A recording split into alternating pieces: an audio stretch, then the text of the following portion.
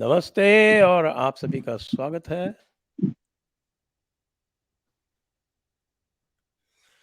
आप सभी का स्वागत है आज के इस संस्करण में।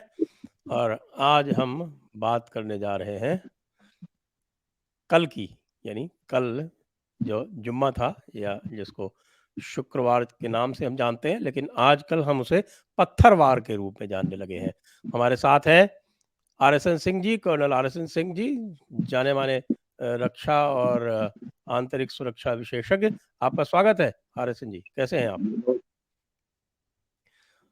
मैं आपसे ये जानना चाहता हूँ कि कल आपने देखा जो रिपोर्ट आ रही है, इससे ऐसा लग रहा है कि कल पूरे के पूरे देश में लगभग पत्थरवार बनाया गया। यानी जुम्मे के खुतबे के बाद जगह-जगह से निकलकर और पत्थरों की बरसात की गई। आपको क्या लगता है कि यह सिग्नल जो है, ये स्वयं हमारी भारत सरकार ने उनके जो अरब के खलीफा हैं और उसमें से भी एक छोटा-सा कतर नाम का एक देश है, उसके सामने जो आत्मसमर्पण किया, इससे उनको इतना एनकरेजमेंट मिला, इससे उनको इतनी प्रेरणा मिली कि अब वो खुलकर आकर पत्थरवार कर रहे हैं और शुक्रवार को पत्थरवार के रूप में ही मनाया जाएगा अब लगातार?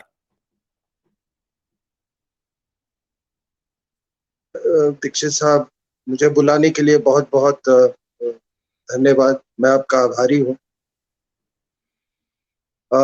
आपने बिल्कुल सही फरमाया। एक कतर जैसा नालायक देश, अगर आप पूरे गल्फ में देखें तो आज सबसे बड़ा कोई अगर नालायक देश है और सबसे ज्यादा जिसने रेडिकल्स और जिहादियों की जो आज मदद कर रहा है, जिसकी सारी पृष्ठभूमि जिहाद की रही हो, वो आज सबसे सक्रिय रोल अदा कर रहा है।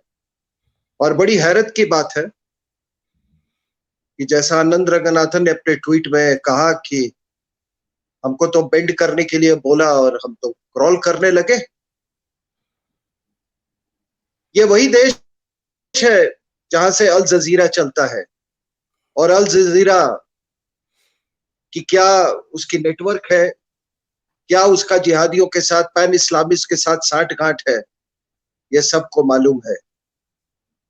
ये सब जानते हुए भी, ये जानते हुए कि उसको किसी टाइम पे गल्फ कोऑपरेशन काउंसिल से उसको निकाला गया है।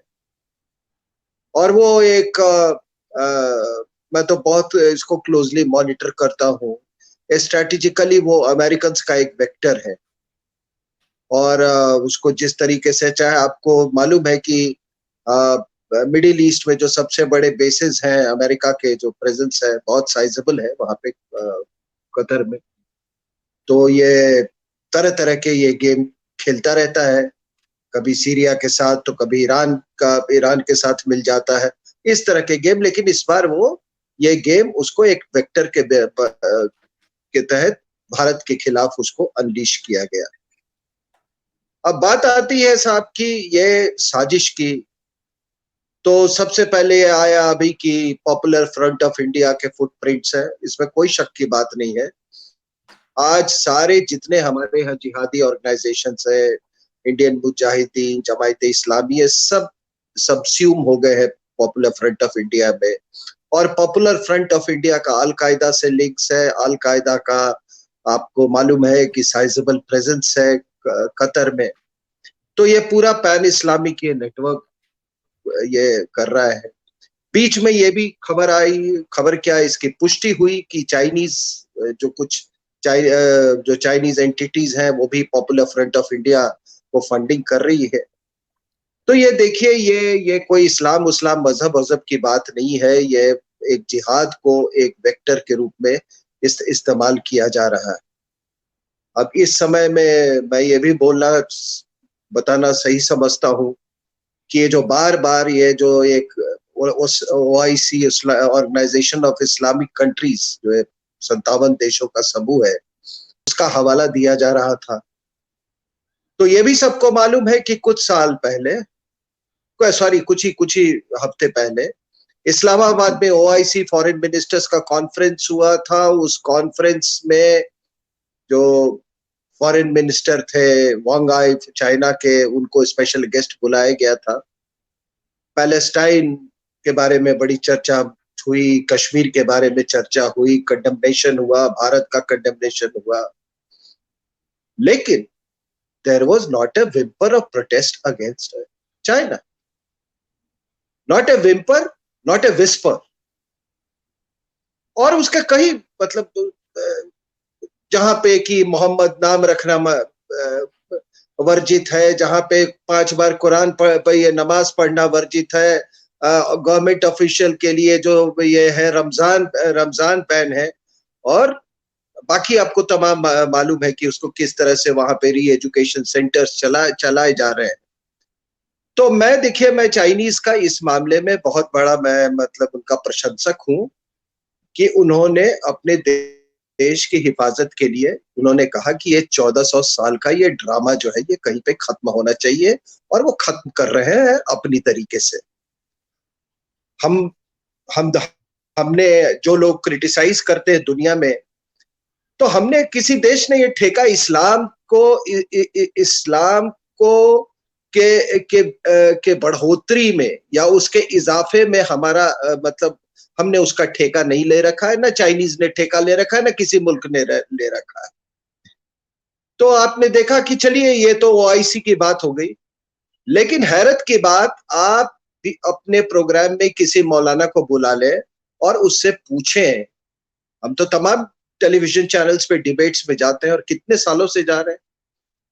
कई बार लोग कहते हैं कि हम तो देखते नहीं है, ये ज्यादा जो पढ़े लिखे लोग कहते हैं कि हम टेलीविजन डिबेट्स देखते नहीं, लेकिन सबसे ज्यादा एक्सपोज लोग टेलीविजन डिबेट्स में भी ये होते हैं और हो रहे हैं। तो वहां कोई मौलाना से आप पूछे कि भाई ये चाइनीज का जो ये रवैया है इसके खिलाफ आपकी क्या टिप्पणी है, कुछ नहीं बोलेंगे सर, कुछ नहीं। और वहां इनका पैगंबर के साथ प्रेम, इस्लाम के साथ प्रेम, सब इनका वहीं पर खुल के आ जाता है। कल भी था मैं दूरदर्शन पे, एक मौलाना अपना पूरा कि नुपुर शर्मा को अगर अरेस्ट कर लिया हो गया होता तो ये हो जाता, मतलब ये नहीं होता, वो इत्यादि इत्यादि इत्यादि। मैंने कहा कि देखिए कॉन्स्पिरेसी का तो असली जो नुमाइंदा है, जो उसका एक हिस्सा है, वो आपके सामने दूरदर्शन पे बैठा हुआ, इसे पूछो, इसको बोलो कि कंडेम करे, बोलो कि शी जिनपिंग को उल्टा लटका दो। जैसे नुपुर शर्मा को वो कर्नाटका में वो उसकी पुतले को वो बिजली के तार से लटकाया हुआ है ना, अगर तुम्हारे बाप की हिम्मत है या तुम्हारे पूर्वजों, जहां के भी तुम्हारे पूर्वज रहे हो, वो आपको डिसाइड करना है कहां के थे, आप एक बार ये भी करके देख लो, आप तार के साथ लटका दो शी जिनपिंग को।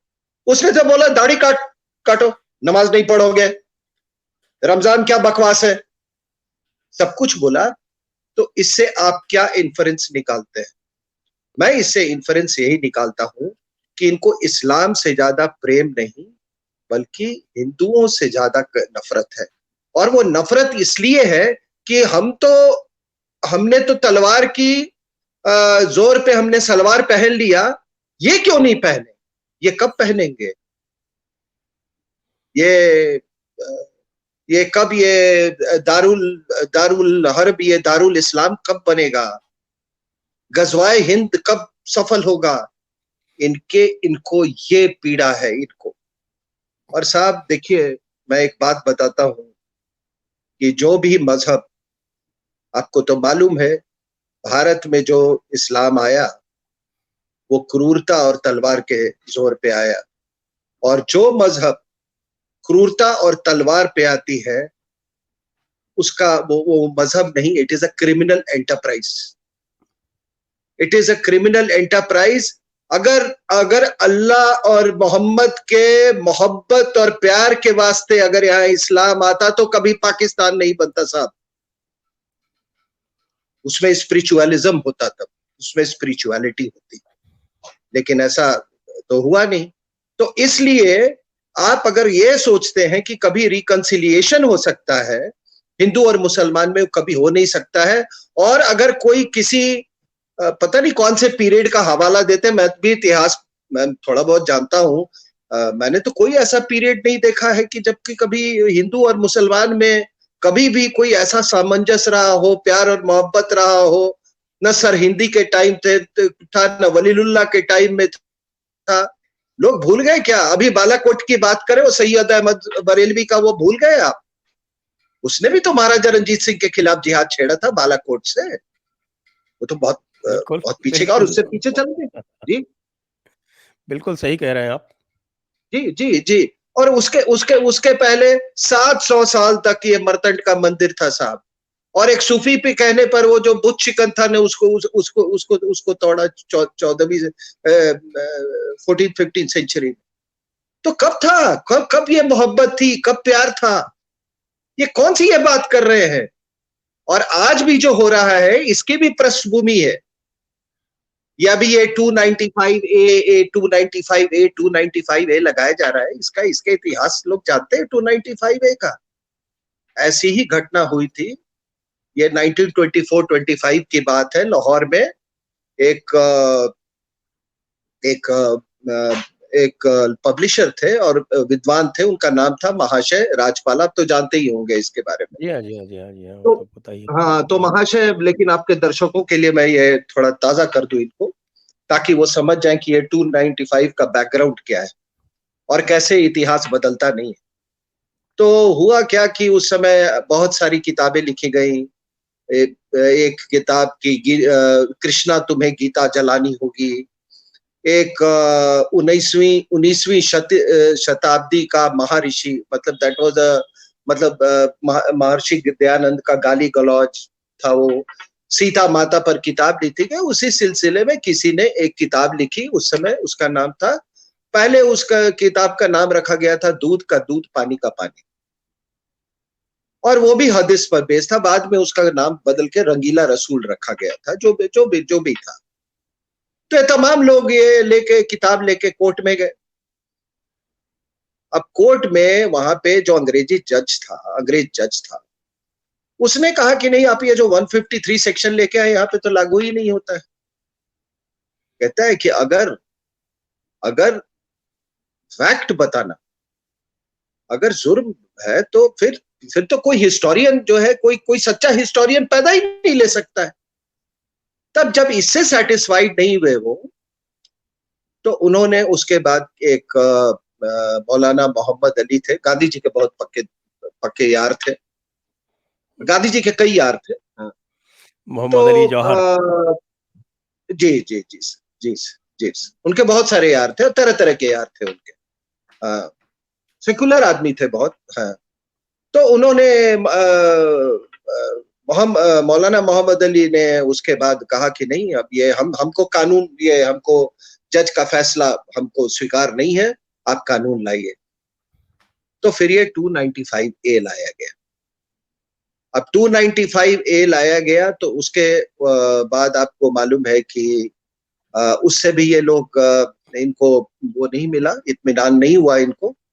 तो एक खुदा बख्श नाम का एक रेसलर था, उसको भेजा गया मारने के लिए इनको, राजपाल साहब को। वो बच गए, उनको ओवर पावर कर लिया और हैंड ओवर कर दिया पुलिस को। लेकिन एक कारपेंटर उसके बाद, उसका नाम था इलामुद्दीन करके, इलामुद्दीन ऐसे कुछ था उसका नाम। इल्मुद्दीन। उसने उनका मर्डर, जी, 8 बार चाकू मारा। लेकिन संजय साहब ये देखिए कि आयरनी, कि इस पूरे मुहिम में सबसे ज्यादा अगर कोई आगे था तो वो खिलाफत मूवमेंट वाले लीडर्स थे, और ये आपके अहमदी लोग थे। और आज पाकिस्तान में इनके इनके पिछवाड़े में आग लगी हुई है अहमदियों की, 295 ए को लेके।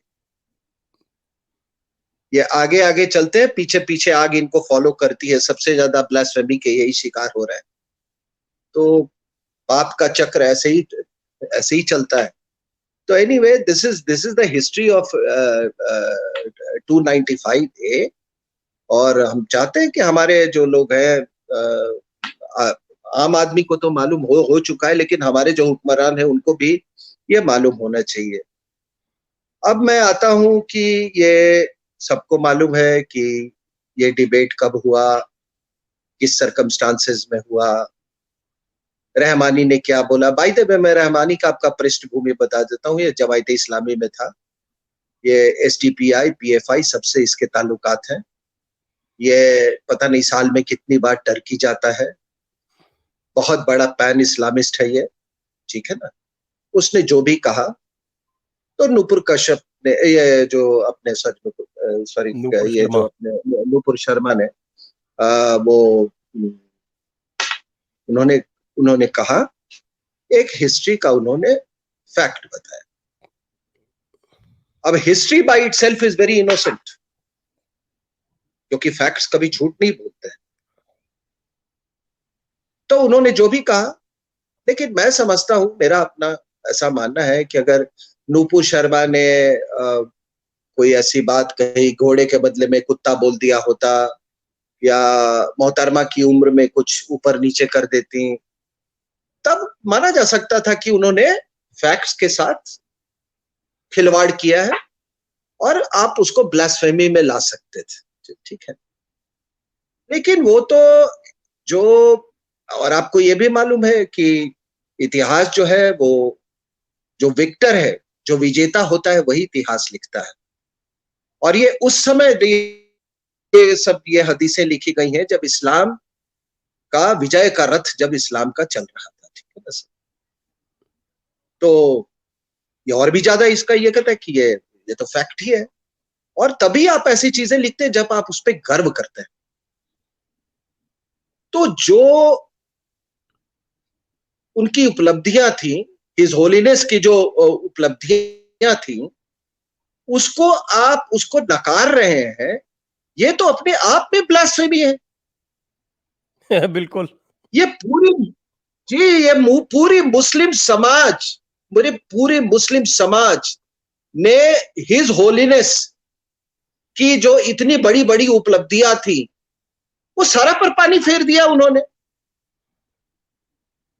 और मुझे जैसा मालूम है कि इस ब्लास्फेमी के लिए इनका असली स्थान जहन्नुम में है।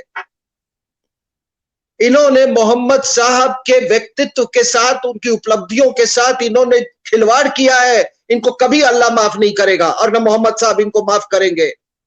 ये जहन्नुम में जाएंगे। और जैसा कुरान मैंने पढ़ा है, उसमें उसमें जहन्नुम का बड़ा अच्छा डिस्क्रिप्शन है कि तरह कई स्टेजेस हैं, किस तरह की कहां आग लगेगी। आ, जो हाईएस्ट डिग्री जो आग है ना उसमें, तो उसमें है कि अगर आपने थोड़ा कुछ गड़बड़ किया है तो आप केवल एंकल के नीचे आप जलते रहेंगे। और ऐसे करके ग्रेजुअली आप लास्ट में आएंगे तो हर दिन मतलब ये है कि आपका चमड़ा आएगा और फिर आपका चमड़ा पिघल जाएगा, फिर नया चमड़ा, इस तरह से सिलसिला। तो इस तरीके से पूरा वर्णन है जहन्नुम में। तो ये तो जहन्नुम में जाने वाले लोग हैं। इन्होंने प्रॉफिट मोहम्मद PBUH की उपलब्धियों के साथ इन्होंने खिलवाड़ किया है।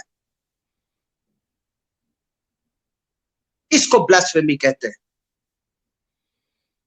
इसको ब्लास्फेमी कहते हैं। अब साहब ये कहते हैं कि इतिहास में मत जाओ। कुछ लोग हमारे यहाँ जो, कि आप इतिहास में मत जाइए, इतिहास में क्यों गड़े मरे। एक उधर से भी किसी ने एक कहा गया कि भाई हर जगह शिवलिंग नहीं ढूंढो, ऐसे तो पीछे जाते रहोगे तो कुछ ये नहीं होगा। तो सर एक बात बताइए कि 1400 साल as far as history is concerned एक बहुत बौना पीरियड होता है, बहुत ही छोटा पीरियड होता है। इतिहास, आप कहते हैं अब इतिहास में नहीं जाए, लेकिन आप ये बताइए कि ये जब भी ये मुहर्रम होता है, ये हसन हुसैन के नाम पे अपनी छाती पीटते हैं, अपने को प्रताड़ना करते हैं, खून बहता है, वो किस चीज को याद करते हैं? उस समय तो पाकिस्तान भी नहीं बना था ना, और ना ये शेख थे, ना OIC था, कोई नहीं था। मारने वाले भी मुसलमान थे। जो मारने वाले थे हसन हुसैन को, वो भी मुसलमान थे। लेकिन आप तो इतिहास नहीं भूले। ये इतिहास से हमारा कुछ लेना देना नहीं है, इनका भी कुछ लेना देना नहीं था। ये तो बाद में पता नहीं रिश्ता जोड़ लिया इन्होंने, जब तलवार की उस पे जब इन्होंने मजहब बदला तो एक नया रिश्ता जोड़ लिया इन्होंने। तो इन्होंने अब आज भी हसन हुसैन का वो होता है, तो आप तो history look at the way they have kept history alive. बाकी आप गाने सुन लीजिए, दमादम मस्त कलंदर, अली दा पहला number. What does it mean? इसका इसका मतलब क्या है कि अली को पहला खलीफा होना चाहिए था। तो हिस्ट्री आप देखो किस तरीके से इन्होंने इतिहास अपना इतिहास को संजो करके रखा है। अब बताइए कि आज तक किसी सुन्नी देश ने या किसी सुन्नी समुदाय ने या किसी सुन्नी पैन इस्लामिक ऑर्गेनाइजेशन ने जैसे अल कायदा ने कभी भी माफी मांगी है इसके लिए? हसन हुसैन के कत्ल के लिए, अली के कत्ल के लिए? तो फिर नूपुर शर्मा को किस बात की वो उन्होंने प्रोफेट मोहम्मद साहब पीबीयूएच के उसमें क्या गुस्ताखी कर दी उन्होंने? किस बात की माफी मांगनी चाहिए? और अगर आपको इस्लाम का इतिहास नहीं मालूम है तो आपको टीवी डिबेट में नहीं आना चाहिए।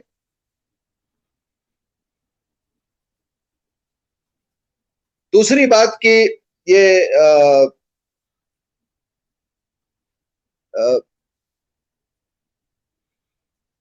इस्लाम को जिस तरह से आज विक्टर बनाया जा रहा है, ये कहां पे रुकेगा साहब? आप बताइए, आप किस किस चीज को ब्लास्फेमी कहेंगे? क्या भारत की सरकार ये बात, क्या वो गजवाए हिंद के बारे में भी बात करना ब्लास्फेमस समझती है? क्या कैलिफेट के बारे में भी बात करना, मतलब हम बात करें तो वो ब्लास्फेमस है? क्या हम ट्रिपल तलाक के बारे में बात करें या हम निकाह हलाला की बात करें, वो भी ब्लास्फेमस है? क्या हम जिहाद के बात करें, ये भी ब्लास्फेमस है? कहीं तो तय करना होगा, कहीं तो आपको हमको बताना पड़ेगा, डायरेक्शन हमको चाहिए साहब।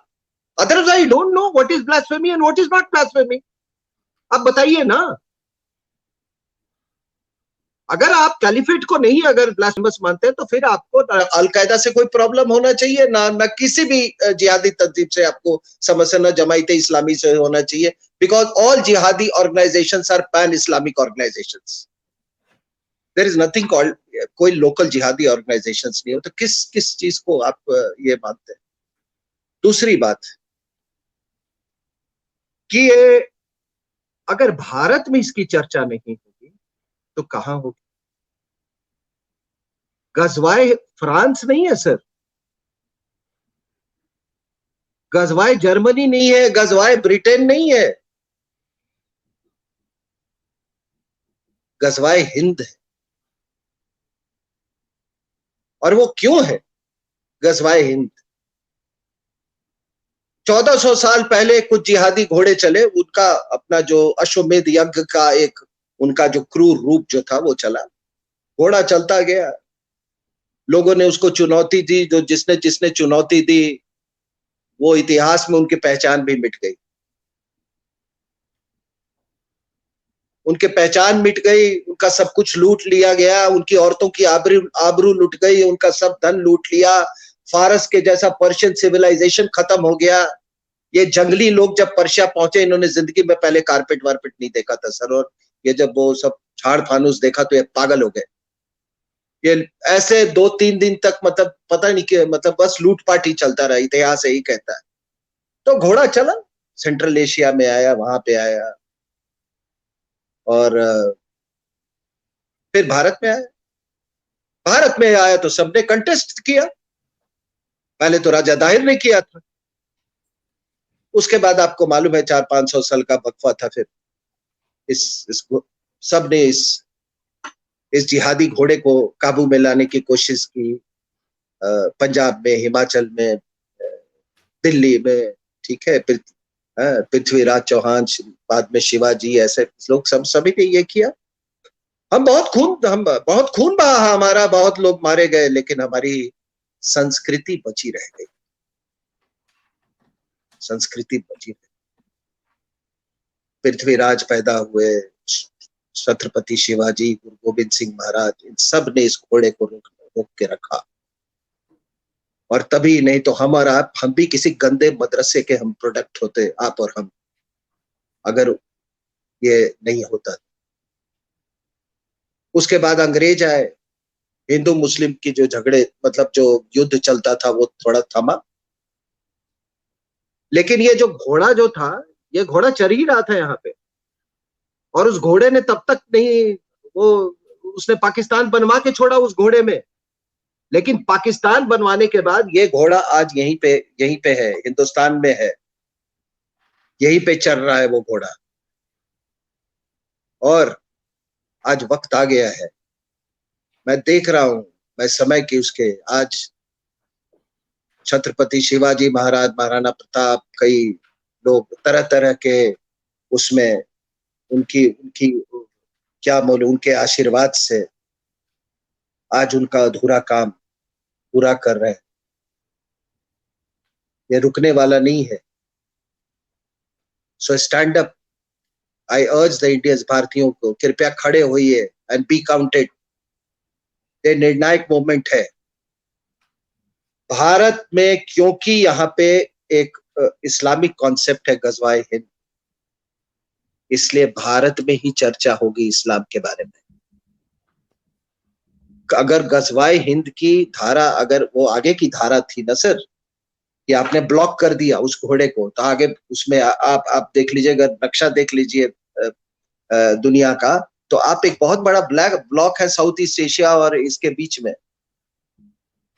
तो आपने ब्लॉक किया है, तो सर उल्टी धारा चलाने का किसका फर्ज है? कौन चलाएगा उल्टी धारा?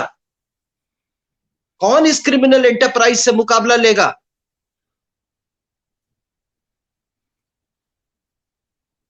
जो चीज आप कश्मीर में देखते थे हर फ्राइडे को, आज आपको देखने को मिल गया ना सर।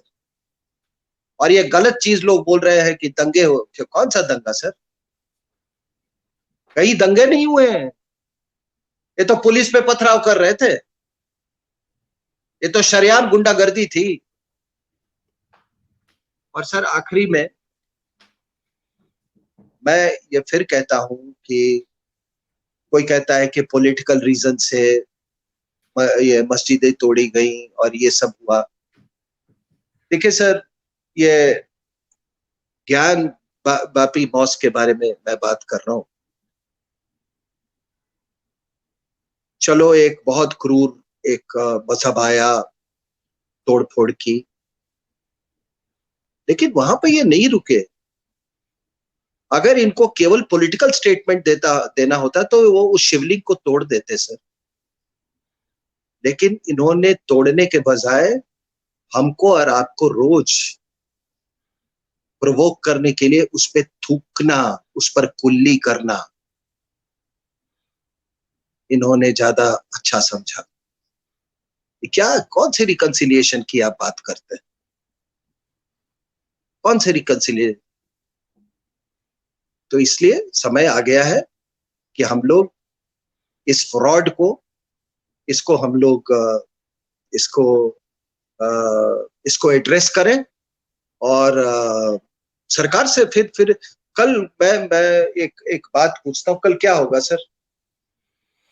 कल क्या इसी होगा? पॉइंट पे अगर मैं आपको एक रिमाइंडर पूछ लूं कि आपको ये नहीं लगता कि जिस तरह से सरकार लगातार अपना ग्राउंड कंसीड करती जा रही है, एक हमने देखा है कि एक हिंदू पुनर्जागरण हुआ है, और जितना ये पुनर्जागरण होता है और सरकार कंसेशन देती है, तो एक इस पुनर्जागरण और सरकार के बीच में एक विरोधाभास की स्थिति बन रही है। ये सरकार को इसका कोई अनुमान है भी या नहीं है?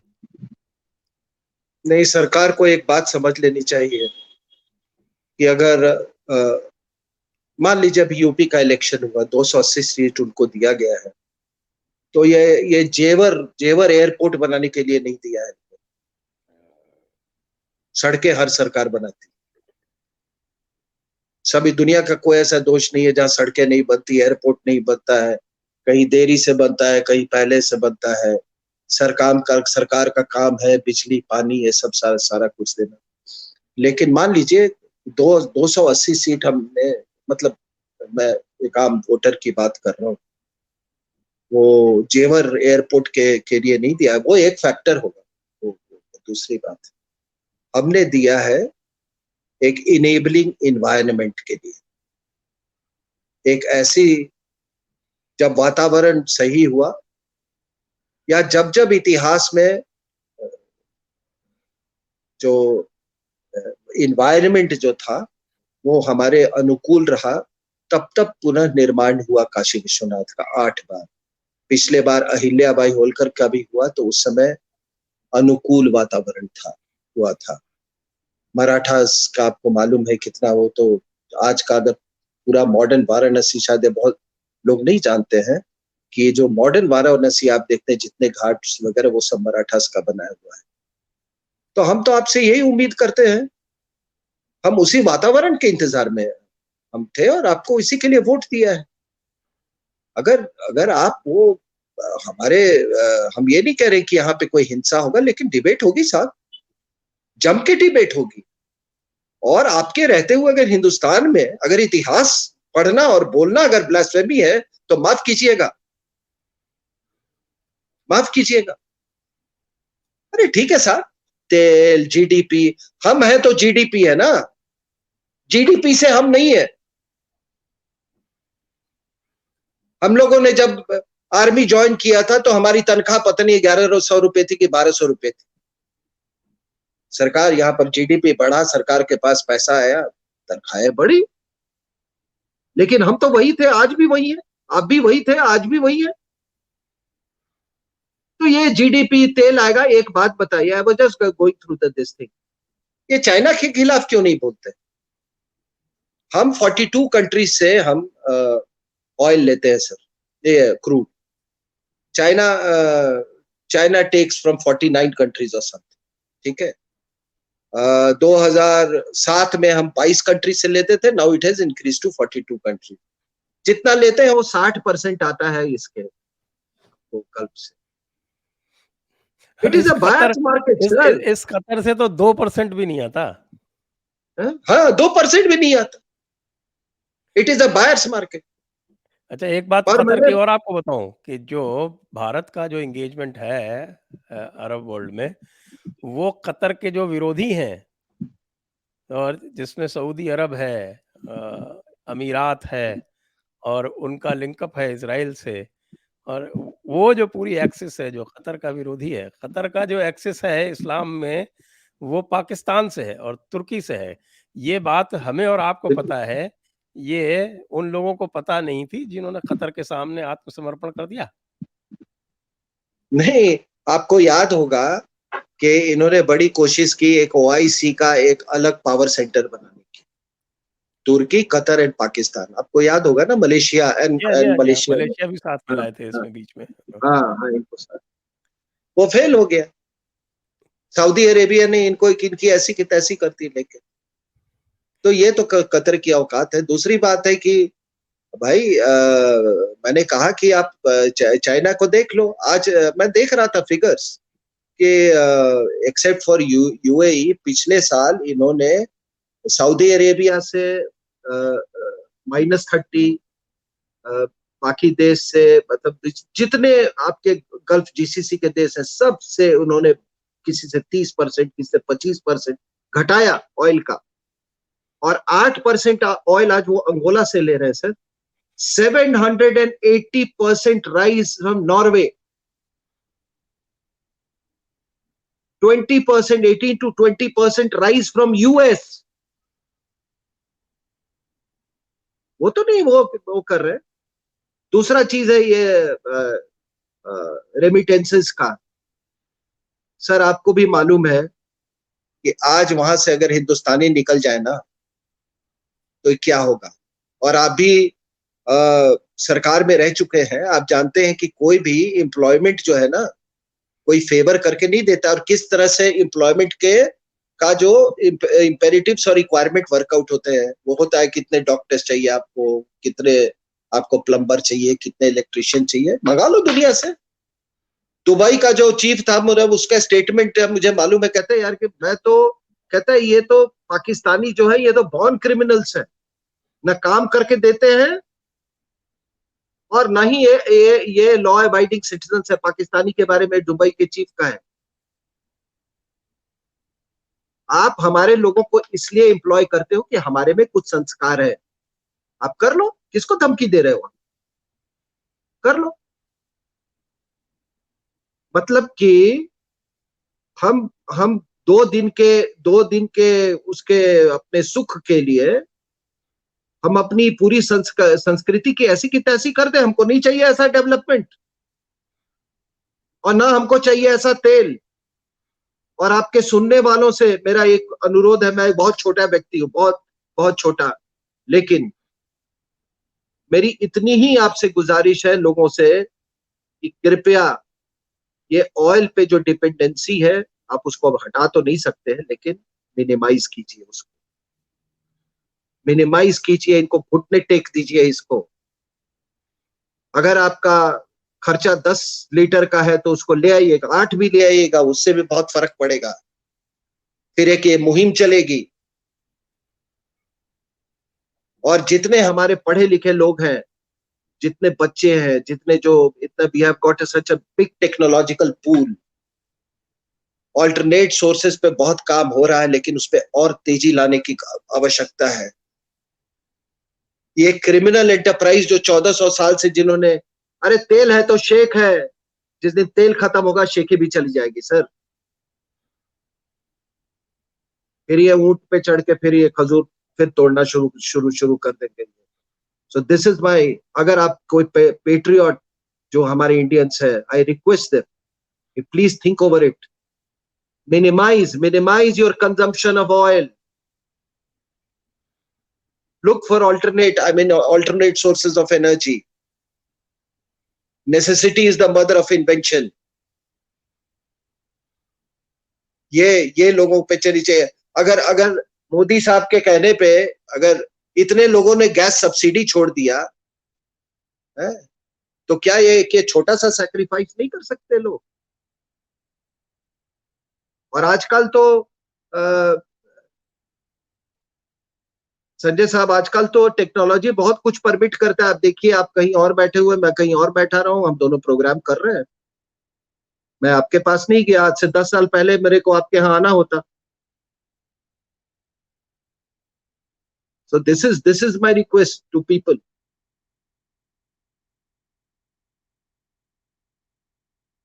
इस चर्चा को यहीं पर विराम देंगे, लेकिन मुझे लगता है कि इस्लाम के प्रति विशेषकर जो हमारी सरकारों की जो एक सदाशयता रही है, उससे विराम देने का समय आ गया है, और चीन की तरह हमें भी लगता है कुछ कड़े उपायों को सोचना पड़ेगा। आपको सर बहुत-बहुत आखिरी में धन्यवाद। जी। 1 मिनट, मैं एक लाइन बोल सकता हूँ सर? हाँ, अवश्य, अवश्य। मैं आखिरी में यही कहता हूँ कि सरकार अभी भी इन तमाम जो हमारे यहाँ मुस्लिम संगठन है और तमाम जो ये मुस्लिम्स के ठेकेदार हैं जो कह रहे हैं ओआईसी में, इनको बोल दें कि नूपुर शर्मा ने कुछ गलत नहीं बोला, ये फैक्ट बोला। ब्लास्फेमी आप लोग कर रहे हैं, और सरकार को अपनी अगर शाख बचानी हो, और इस ये पता नहीं किसके एडवाइस पे ये फैसला हुआ है, तो लोग अभी भी जेम्स बॉन्ड का नाम ले रहे हैं सर, किसी जेम्स बॉन्ड का नाम ले रहे हैं। जिसका जिसका भी अभी भी वक्त है, वापस ले लें, ये वापस ले लें इसको। अच्छा संदेश नहीं गया है। वो नुपुर शर्मा में सब अपनी बहन और बेटी का रूप देखते हैं सर, मैं आपको बता रहा हूं। सभी हिंदुस्तानी उसमें, हर हिंदू उसमें अपनी बहन और बेटी का रूप देखता है। सरकार नहीं तय करेगी कि हमारा बहन कौन होगा और हमारा बेटी कौन होगा, लेकिन हम लोग सब बहन और बेटी का रूप देखते हैं। तो इसलिए इसको वापस लीजिए आप, ये आपके हित में होगा। बहुत चीजें आपने तो फार्म बिल वापस ले लिया ना, बहुत सारी चीजें, उसमें क्या है?